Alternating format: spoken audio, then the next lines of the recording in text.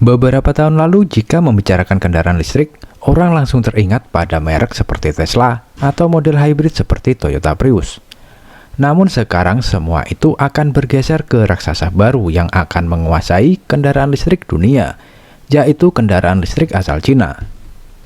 Dengan kapasitas produksi yang luar biasa dan inovasi teknologi, industri ini telah menjadi kekuatan utama yang tak terbendung di pasar global.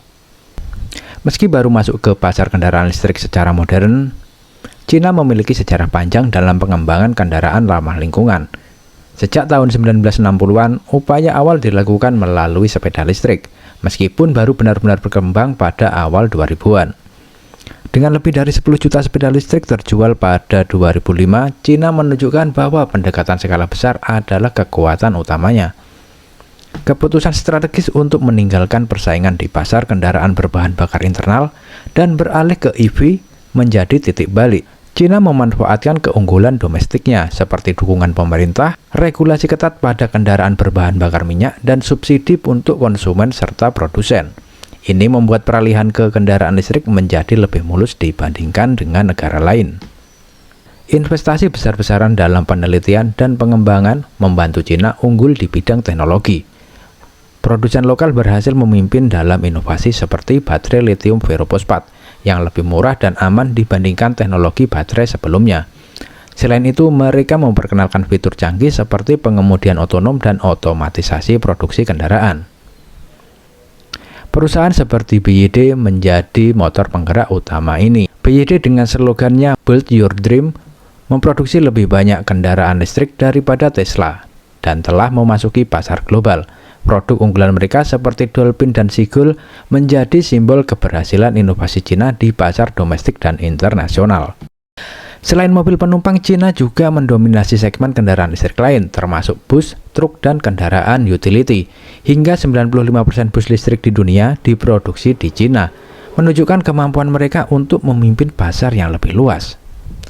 Namun, tantangan datang dari pasar internasional.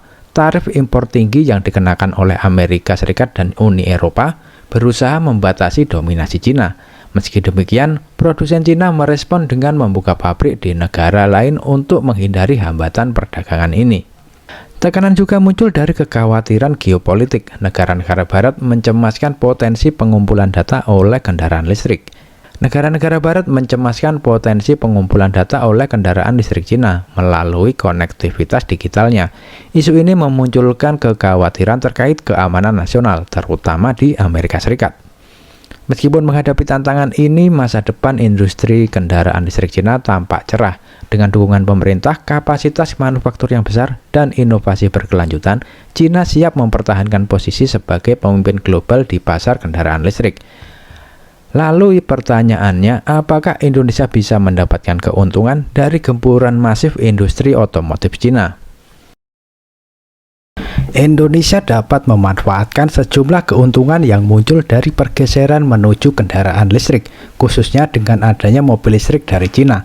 Ini berhubungan erat dengan sumber daya alam Indonesia, infrastruktur energi, dan posisi geografis yang strategis. Berikut adalah beberapa keuntungan yang dapat Indonesia peroleh.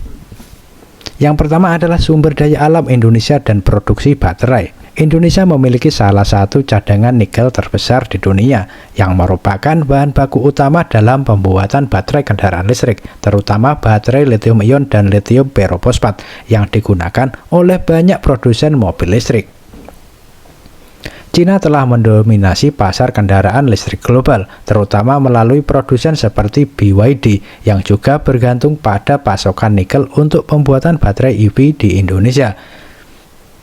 Indonesia dapat memanfaatkan cadangan nikel ini dengan mengembangkan industri hilir untuk memproduksi baterai, sehingga meningkatkan nilai tambah bagi sektor pertambangan. Dengan demikian, Indonesia bisa menjadi pusat produksi baterai EV di Asia Tenggara, mendukung permintaan global yang terus berkembang. Yang kedua adalah potensi pengembangan infrastruktur energi terbarukan. Sebagai negara yang terletak di wilayah Khatulistiwa, Indonesia memiliki potensi besar untuk mengembangkan energi terbarukan, khususnya tenaga surya.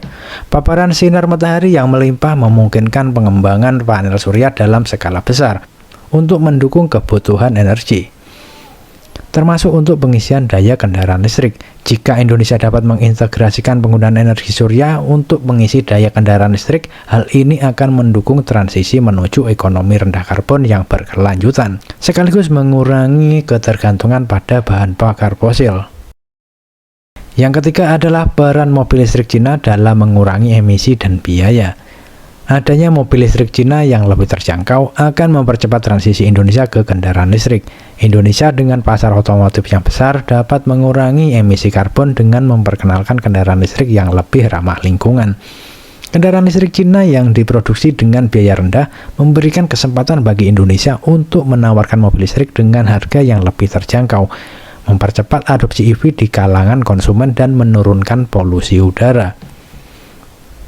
Yang keempat, pengembangan ekonomi dan infrastruktur. Selain keuntungan dari sektor energi dan sumber daya alam, Indonesia juga dapat memanfaatkan kedekatannya dengan Cina yang telah mengembangkan kemampuan manufaktur EV dalam skala besar. Kerjasama dengan produsen mobil listrik dapat meningkatkan investasi di sektor otomotif Indonesia. Dengan berkembangnya pabrik-pabrik produksi EV, Indonesia dapat menciptakan lapangan pekerjaan baru, mendorong pertumbuhan ekonomi dan memperkuat sektor manufaktur lokal.